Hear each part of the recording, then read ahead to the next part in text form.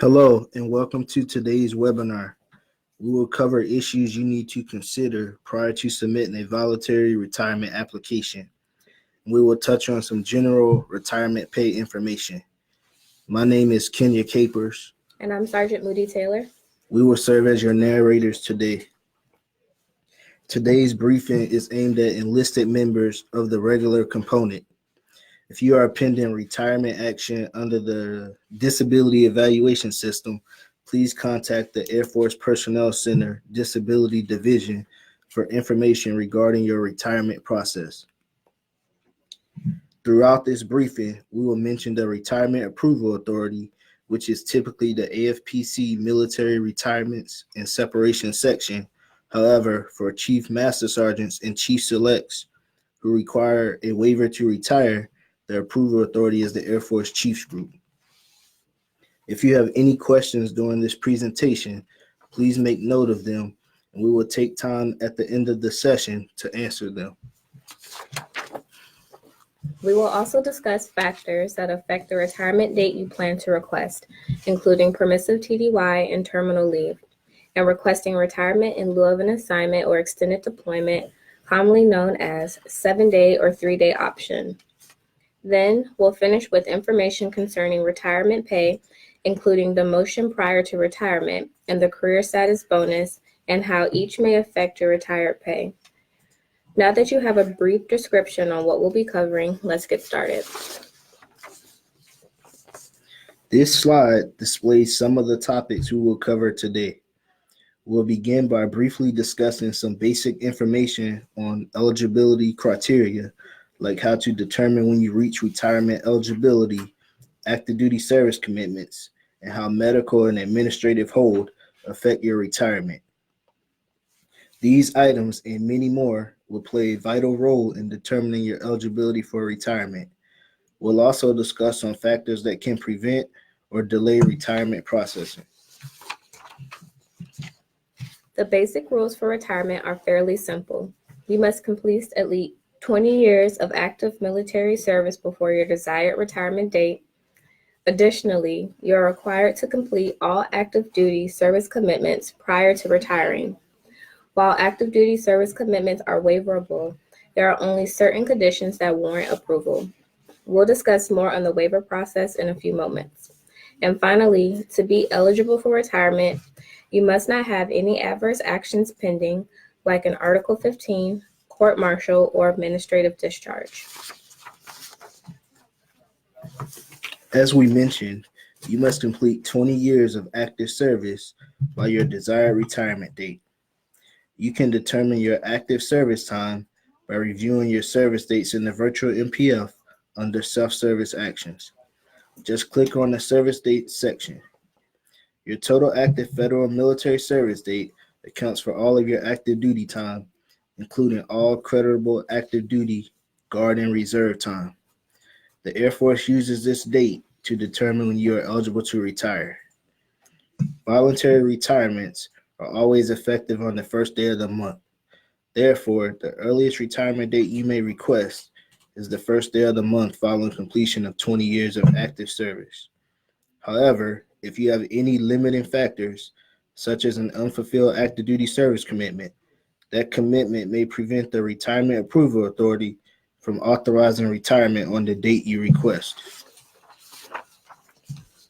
One hurdle you may experience is not having the required retainability for your desired retirement date. The Retirement Approval Authority may only approve you for a retirement date prior to or the day following your date of separation or DOS. For example, if your DOS is 31 July, you may request a retirement date no later than 1 August. However, if you don't have sufficient retainability to serve until your desired retirement date, you may still initiate the retirement process by asking for a retirement eligibility check. During the retirement eligibility review, your record is verified to ensure you meet all other requirements, and you will be provided the paperwork to accomplish an extension of enlistment. You will need to take the paperwork provided to your reenlistment office at the local military personnel flight to complete your extension. After your military personnel flight determines you are eligible to extend and the military personnel data system is updated, you must then resubmit for another eligibility check based on your updated DOS. In addition to considering the minimum time required for retirement, you must also be aware of the maximum time you can serve. Enlisted members are limited to the number of years they can serve according to Air Force policy called High Year of Tenure. Currently, the High Year of Tenure, or HYT, for the top 5 grades is shown here. Senior airmen are limited to 10 years of active service. In rare instances, you can request a waiver to this limitation when you are near your HYT. Requests are only approved when you are experiencing extreme personal hardship or when it is shown to be in the best interest of the Air Force. Approval is based on many factors like manning and the documentation submitted, and extensions are normally limited to 12 months additional service.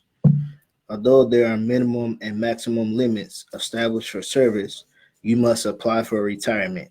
If you don't apply, you'll be separated upon your DOS and receive no benefits. If you are otherwise eligible, you may remain on active duty through the last day of your HYT month. If you decide to retire in conjunction with your HYT date, you will request a retirement date to be effective the first day of the month following your HYT. For example, if your HYT date is 15 July, you may request a retirement date for 1 August. This will allow you to complete the maximum service authorized for your grade.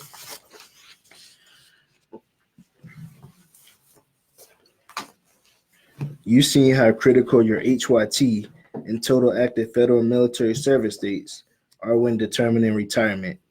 One more important date to consider is your Title 10 United States Code 1405 date, or just simply your 1405 date. Your 1405 date is the multiplier used when computing your retirement pay. Therefore, we highly recommend you review your 1405 date as well as your other service dates. You can verify this date by looking in the service date section of the virtual NPF. It will reside in the same area as your total active federal military service date. If for some reason your 1405 date is not updated in the system, this won't prevent you from applying for retirement. However, before the Retirement Approval Authority can process your application, they must ensure that this date is computed and updated in your record. This could slow down your approval notification, so don't get worried if it takes a little time for your retirement application to be processed. It could take a few weeks for the Service Dates Office to validate your record. If corrections or updates are required, we coordinate with the Service Dates Office to complete this action. So there is no need for you to contact their office and duplicate efforts. Active duty service commitments, often referred to as ADSCs, are probably the most common limitations you must consider prior to requesting retirement. ADSCs ensure the Air Force and our taxpayers receive an appropriate return for their investment in training and education. ADSCs also communicate to the Air Force members the periods of obligated service they must complete before becoming eligible to separate or retire from active duty. If your retirement date is on or before completion of your ADSC, then a waiver is required. The most common requests are for PCS ADSCs, Senior NCO Promotion ADSC, and the commitment incurred for the post 9/11 GI Bill. An ADSC waiver will only be approved for one of two reasons: when it is in the best interest of the Air Force, or when you are experiencing extreme hardship uncommon to other military members. If you need a waiver of an ADSC, you must provide clear evidence to support your request. If you request a waiver that would be in the best interest of the Air Force, the evidence must clearly show a significant impact on the unit mission and the Air Force. If you're undergoing a hardship, the justification must show that you are experiencing something uncommon to other military members that either surfaced or worsened after you accepted the service commitment.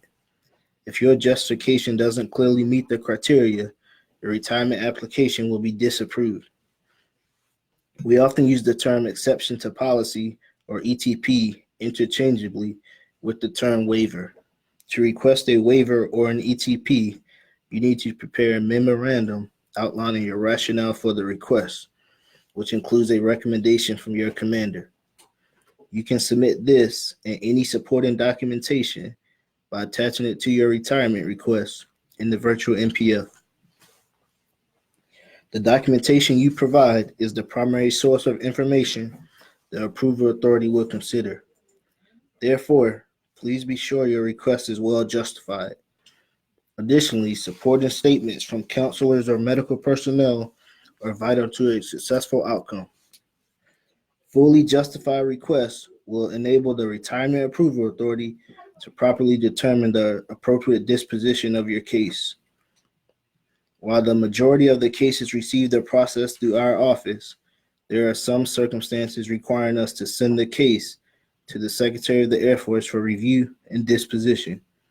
We can identify these cases as they come in, and this requires no additional action by you unless requested by our office.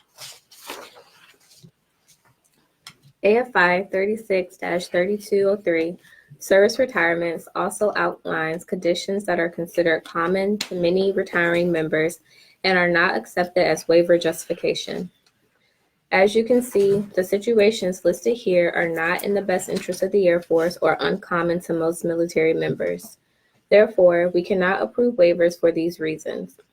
Additionally, simple statements like saving the Air Force money doesn't clearly explain why a waiver should be approved, since early retirement in most cases saves money. There needs to be more evidence for us to consider a waiver request. The post 9/11 GI Bill transferability benefit has by far been the most requested ADSC waiver in recent years. Most of the requests we receive come from customers who are unfamiliar with the terms associated with the post 9/11 GI Bill or the 4-year ADSC incurred with the election of this entitlement. Many members who revoke the post 9/11 GI Bill benefit do so with the assumption it automatically cancels out their ADSC. However, that is not true. AFI 36-2649, Voluntary Education Program, and the application in Mill Connect state that revocation of transferred benefits does not automatically cancel the member's active duty service commitment. Therefore, if you wish to retire prior to your ADSC completion date, you must provide justification to support the waiver request, but there is no guarantee it will be approved. Additionally, unless you are approved for a waiver of the ADSC due to hardship conditions, you must pay back any used portion of the benefit and you lose the transferability option. Please keep in mind, if your justification doesn't clearly meet the criteria, your retirement application will be disapproved. You must consider your service commitments when requesting a retirement date. In the top example, if you currently have a DOS of 31 July and the ADSC that expires 15 June, you should request a retirement date of 1 July or later to allow you to fulfill your ADSC. If you request a retirement date of 1 June or earlier, you will require a waiver of the ADSC. There is one exception to the ADSC rule. If your current high year of tenure does not allow you to request a retirement date after your ADSC expires, then no waiver is required if you request to retire the month following your HYT. For instance, if you have an HYT of 15 March and request a retirement date of 1 April, the Retirement Approval Authority will automatically waive the unserved portion of your ADSC to allow you to retire. The assignment availability codes outlined in the Military Personnel Data System normally help us identify other factors that can impact your retirement. The most common codes which prevent or delay retirement are Code 15, pending court-martial or civil court proceedings, Code 17, under security forces or OSI investigation, Code 37, pending a medical evaluation board or a physical evaluation board, and Code 50, maximum tour. Remember, these are not all of the assignment availability codes that could affect your retirement. If your personnel record reflects one of these codes or some other code you think may impact your eligibility, you should contact your local military personnel flight or the local medical treatment facility for information and assistance.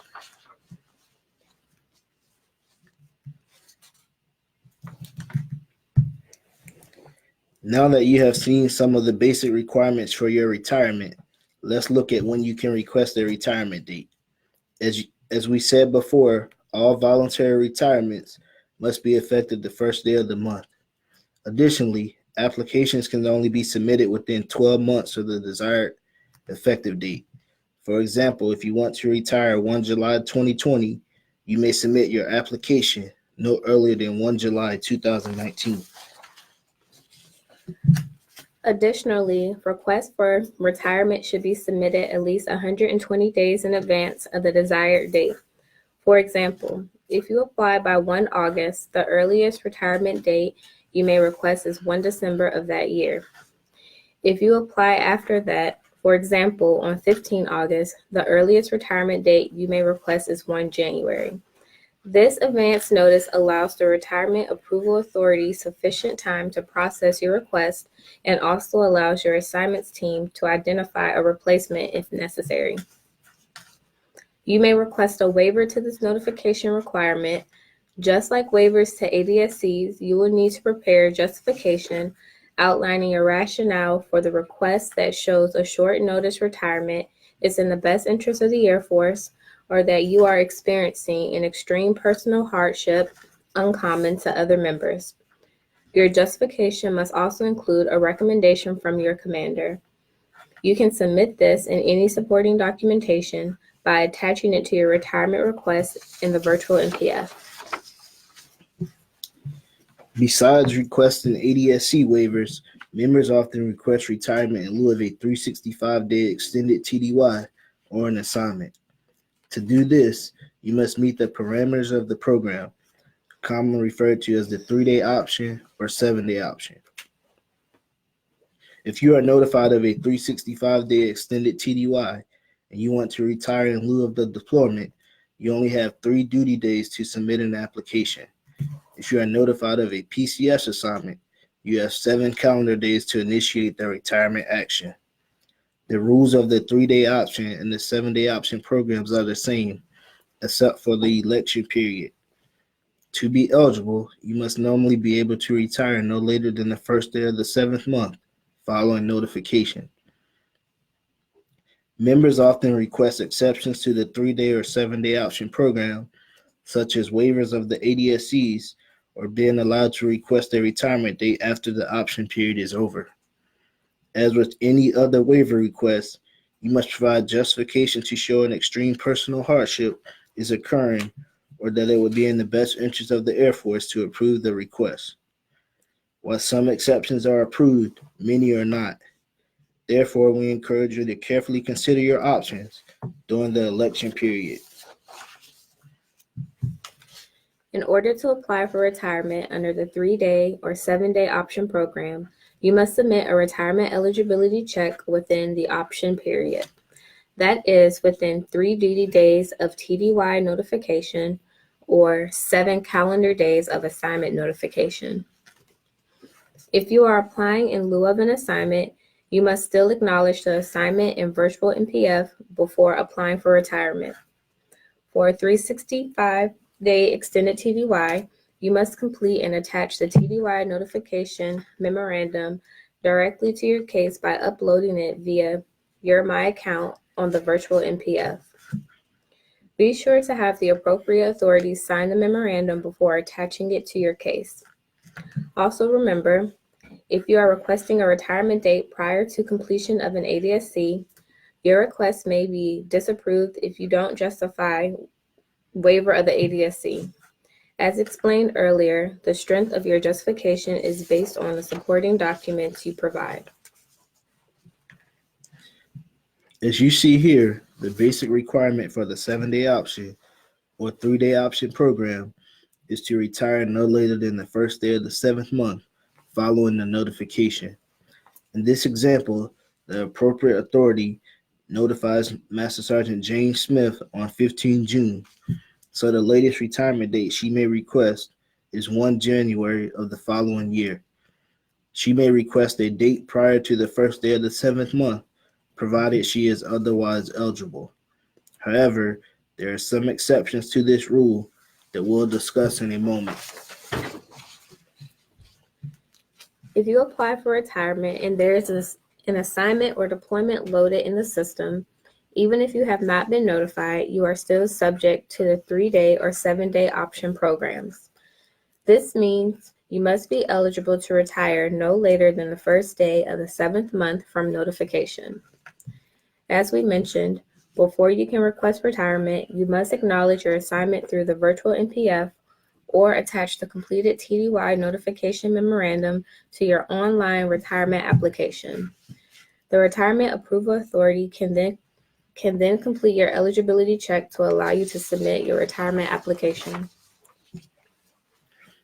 Although you might not be aware, there are other exceptions to the 3-day or 7-day option programs.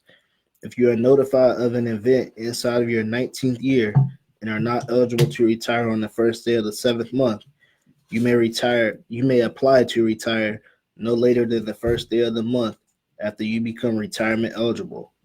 Let's look at some examples that may better explain this. In the first example, the member has a total active federal military service date of 15 September 2000, and he is notified on 23 September 2019.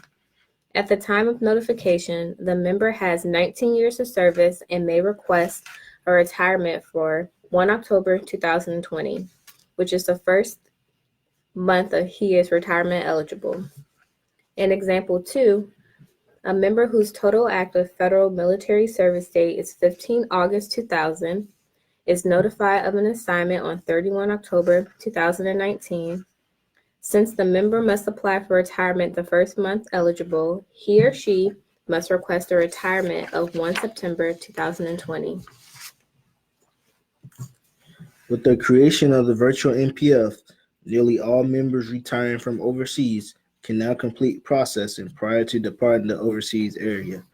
However, there may be times when you are required to travel to an Air Force base in the United States to complete your final actions.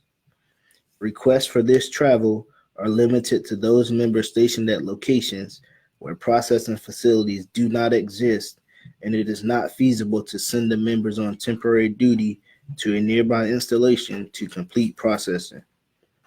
In very rare cases, if you are stationed at locations where facilities do exist, you may be authorized to travel to a U.S. base when you can provide documentation to show you experienced a unique personal hardship or that travel to a separation processing base would be in the best interest of the Air Force.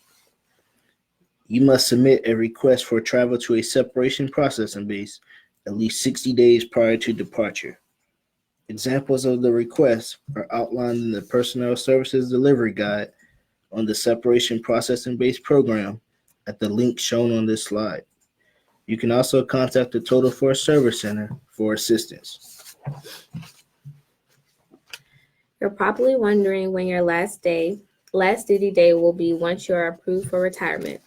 This depends on whether or not your commander authorizes you to take permissive TDY and/or terminal leave in conjunction with your retirement. Permissive TDY is non-chargeable leave. Your commander may authorize up to 20 days if you're retiring from a stateside base, or up to 30 days if you're retiring from an overseas location. The purpose of permissive TDY is to help in your transition from active duty to civilian status and should be used for things like job and house hunting. Terminal leave is any leave that you have earned that is taken in conjunction with your retirement date, but after you final out process from your unit. Both terminal leave and permissive TDY are subject to the approval by your commander.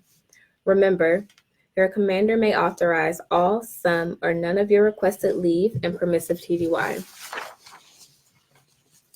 When calculating your departure date, one thing to consider is that you will still be earning leave while you're on leave.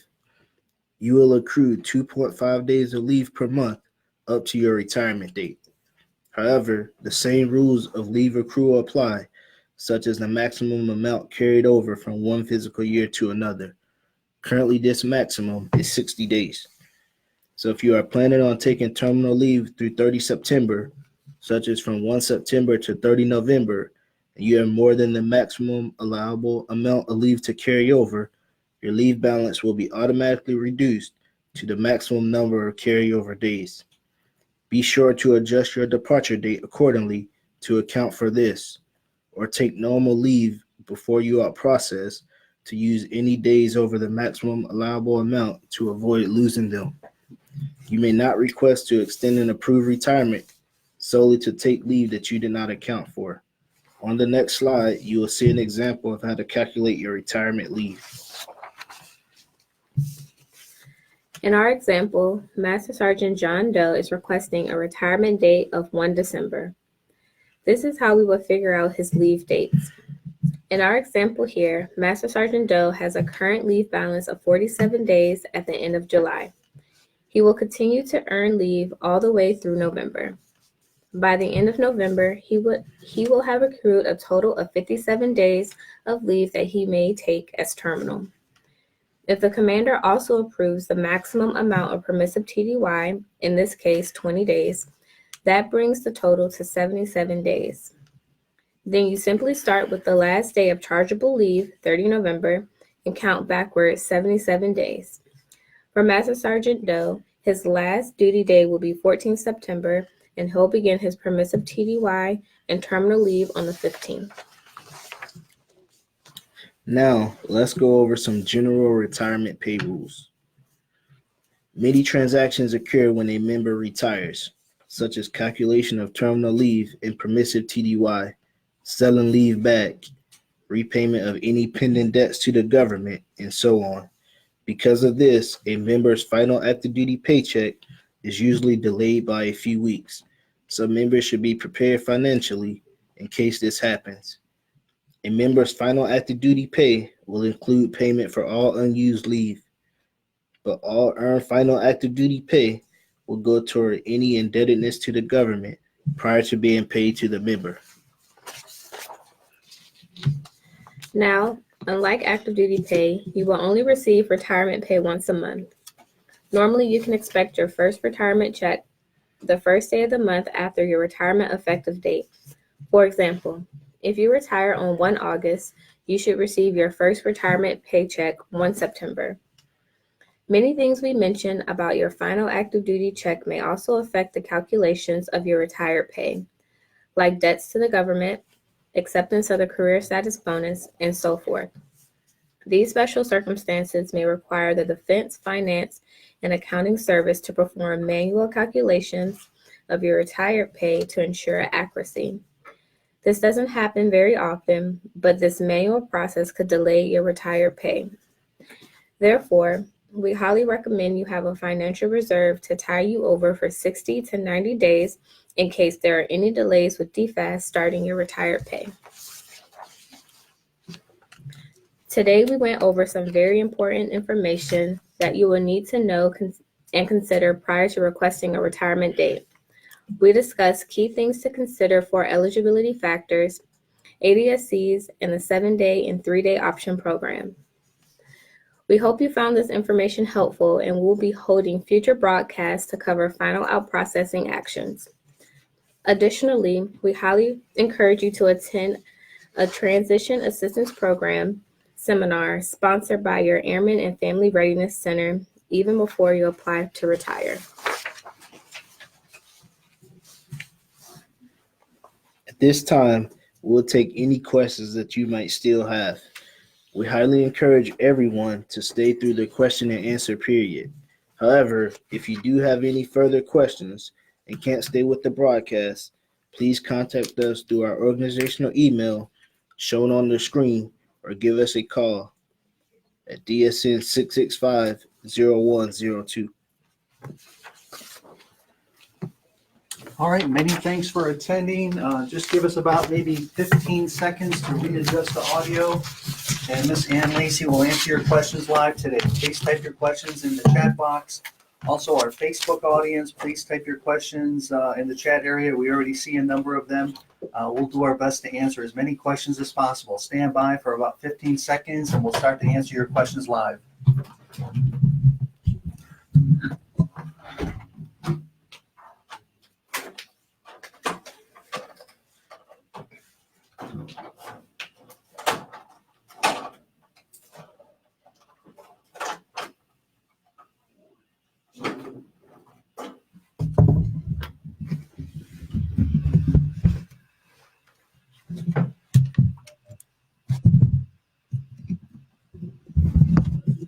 Okay, good morning. We'll start with a question from the DCS from Master Sergeant DiMaggio. What is looked at when determining ADSC waiver approval, i.e. manning, etc.? Well, when we look at your application for an active duty service commitment waiver, we're going to look at the commander's recommendation as well as the justification and evidence that you've provided. We also obtain a recommendation from your assignment team and manning numbers, so that we know what's going on in your particular career field at your particular location, as well as anything that's going on Air Force wide. And then we're going to take all of that into account, as well as if there have been any actions taken that could impact someone else regarding your approval. So we try to look at the whole picture when we're determining ADSC waivers. A follow-up question from Sergeant DiMaggio: any particular timeframes that are normally approved or disapproved, i.e. less than 6 months, greater than 6 months? We don't look at the time frame involved in an ADSC waiver. It's all based on your justification. So whether it's 3 months or 3 years, if you have sufficient justification to support approval of a waiver, then we're going to approve it regardless of the length. Okay, a question from Facebook Live from Lakeisha Tony. I was told that hardship waivers would not be granted if your hardship is medically related. That is actually true. ADSC waivers have to be based on best interest of the Air Force or extreme personal hardship. However, if your hardship is based on your personal medical condition, the appropriate process is for you to undergo evaluation through the MEB, the Medical Evaluation Board, and they will determine whether your medical condition impacts your ability for continued service. If you go through the MEB and you're found fit for continued service, then the reason for your medical condition really doesn't support approval of an ADSC waiver. There would have to be more to it than just your medical condition. Another question from Facebook Live: does a PCS that puts you in a 4-year AAC 50 prevent you from retiring in the normal 2-year ADSC you'd incur from a PCS? Well, currently the assignment program, when you're on an assignment availability code 50 or mandatory move, you're allowed to request retirement if you're otherwise eligible once you've completed the ADSC associated with the PCS, provided that you are not requesting a date that's beyond the month that your ADSC expires. So yes, you would be eligible to apply for retirement if you're otherwise eligible, excuse me, once you complete that PCS ADSC. There's a question from James McBride on the DCS. Member has ADSC of 14 November 2020 with a high year of tenure of 4 August 2023.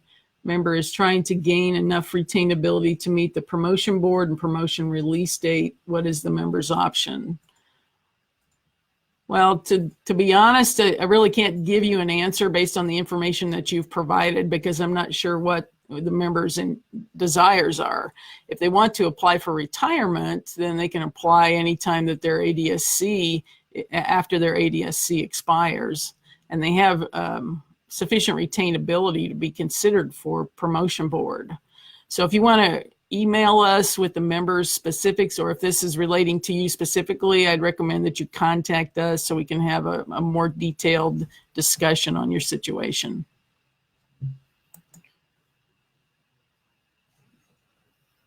Question from Facebook Live from Chris Libke. Can a person with an ADSC for promotion still 7-day opt? Well, as we mentioned in the briefing, you have to be able to retire no later than the first day of the 7th month following assignment notification. So if your promotion ADSC expires prior to that, then you would be eligible for a 7-day option retirement. Question from the DCS from Rudy Magcalis, and sorry if I mispronounce your names. How does the internship program affect PTBY and terminal leave? Well, your education office can provide you more information on the internship or career skills program. Permissive TDY would be taken before you enter into the career skills program, but terminal leave is part of the 180 days that is authorized for you to be gone under the internship. So that would be taken in conjunction with your internship.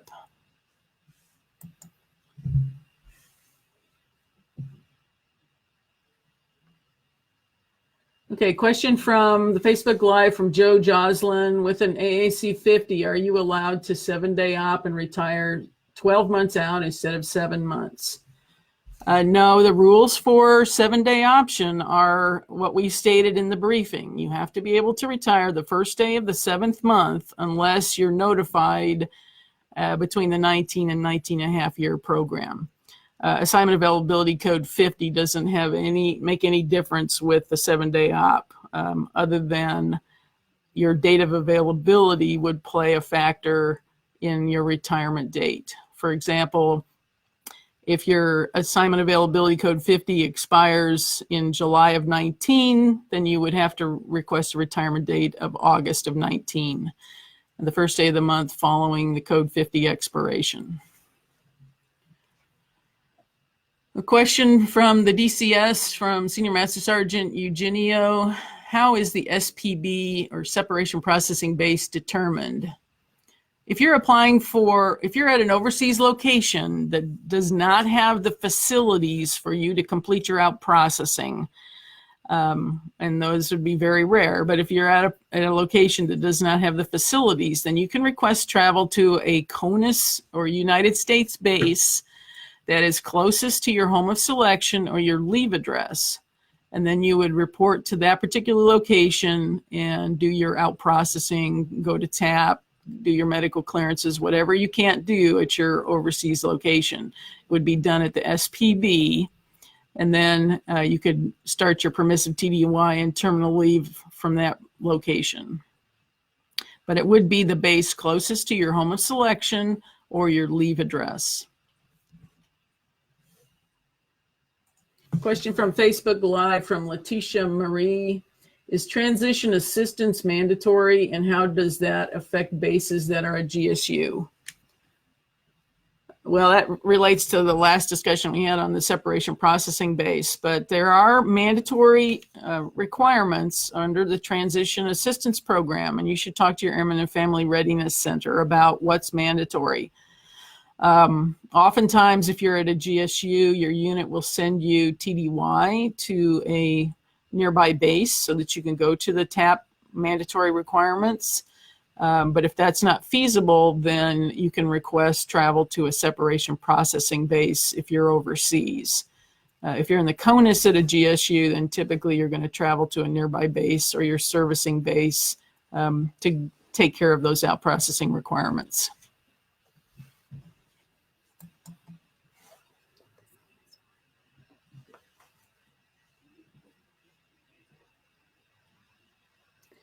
Question from Facebook Live from Danielle Blankenship. Slide 24 was not explained completely. If you apply for retirement within your 19th year after receiving an assignment, are you able to avoid a PCS? If you have over 19 years of service and you get your assignment, you may be eligible to apply for retirement under the 7-day option as long as you can comply with the 7-day option rules, which typically are that you retire the first day of the 7th month following assignment notification. Or like the examples we gave in the briefing, if you're notified between 19 and 19 and a half years, then you can request the date that's the first day of the month after you're eligible. If you can't, based on your current service commitments, if you can't apply to retire and comply with those 7-day option rules, then the ability to avoid an assignment will depend on whether or not you can decline retainability for that assignment. For example, if your DOS has 18 months retainability, but you need 24 for the assignment, and you're not eligible to 7-day opt because of your current service commitments, then you can sign an Air Force Form 964 and decline to get retainability for the assignment. But you need to, if you're contemplating that, then I would highly recommend that you talk to your career assistance advisor and your assignment team, because if you're very close to what you need for the assignment, for example, if you need 24 months and you have 22 months and they really need to move you, you might be putting yourself in a bad situation if you decline the retainability and then they decide to waive the retainability and send you on the assignment anyway. So make sure that you talk to your career advisor and your assignment team before you make that final decision on PCS declination. Okay, question from the DCS from Eric Griffin. How long will the Air Force hold household goods after retirement before scheduling delivery to the new address? Well, you should talk to your TMO about that, but typically once you're retiring, you have 1 year to move. There are options for you to request extensions of your household good move beyond the 1 year limitation, and those are handled by your local TM transportation office.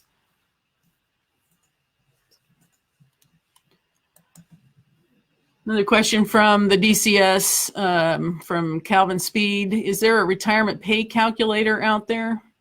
Actually, there are several good retirement pay calculators on the DoD military compensation website. If you email our organizational box, then we can send you the link to that directly.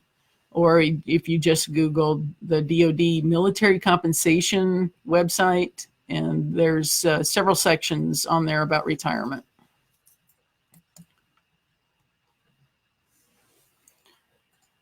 Okay, another question from the DCS from Senior Master Sergeant Kellum. If a member has an assignment or deployment pending and retirement is requested, does the member have to take the assignment or deployment within a year of retirement? Again, if you're eligible to apply for retirement under the 7-day option program, and you apply for retirement once you've been notified of that assignment or deployment, then if your retirement is approved, then that assignment or deployment is typically canceled.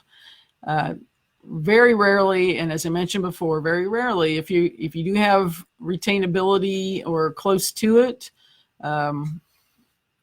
then you might be forced into a situation, if you're not eligible to 7-day opt, to where they can still send you on that deployment. So it's all situationally based. When you get into that, if you're notified of an assignment or deployment, then you can certainly call us, and we'll be glad to talk about your particular situation individually. Another question from the DCS from Jacob Roberts. Can you retire prior to your AAC 50 being completed if you've been extended for 12 months? Example, 1 April 21 is the new code date. Can you retire, say, 1 August of 2020? Yes, under the current guidelines from the assignment team, as long as you've completed the active duty service commitment for your PCS, and you're not asking for a date that's beyond the month after your AAC 50 expires, then you can retire.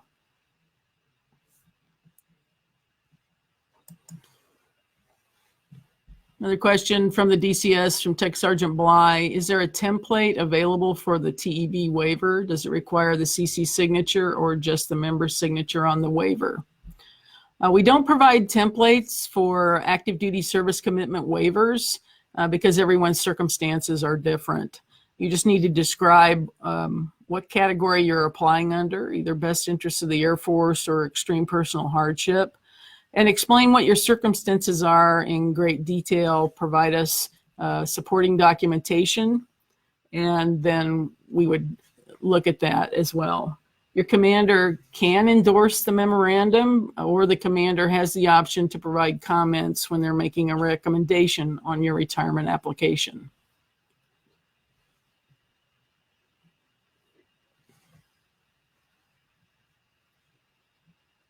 Okay, well, another question from the DCS. We got time for about 2 or 3 more questions, and then we'll wrap it up. From the DCS, Luis Caracosa, do you have any information on the internship program before retirement? Well, that program is handled by your education center, your local education center. We have basic information on it, and there is detailed information on MyPERS about the career skills program. If you have trouble finding that information through your education center, then please let us know, and we'll get you in contact with the business process owner for that.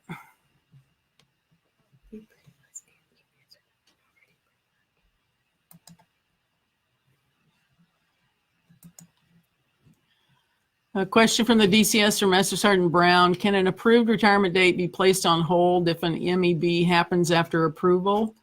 Yes, it can. Being under MEB creates a restriction for retirement. And normally we're going to suspend your retirement until the outcome of the MEB.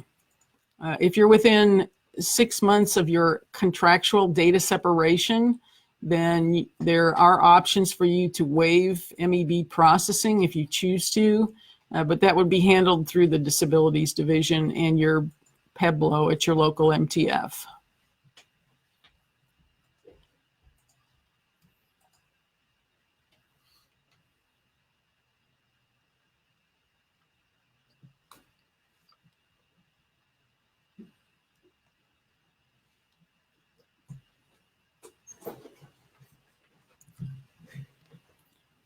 Okay, we'll take one more question, and then we're going to finish up from Master Sergeant Neely and the DCS. If you're given a 180-day deployment and you want to select retirement but are not notified prior to the required time frame to turn down the orders and retire, what options do you have? And what number can you contact for more information if needed? Well, if you're talking about there is no 180-day deployment option program. You have to be tasked for a 365-day deployment to be eligible for the 3-day option program, or an assignment if you want to apply under the 7-day option program. But there's no retirement option program for regular AEF taskings.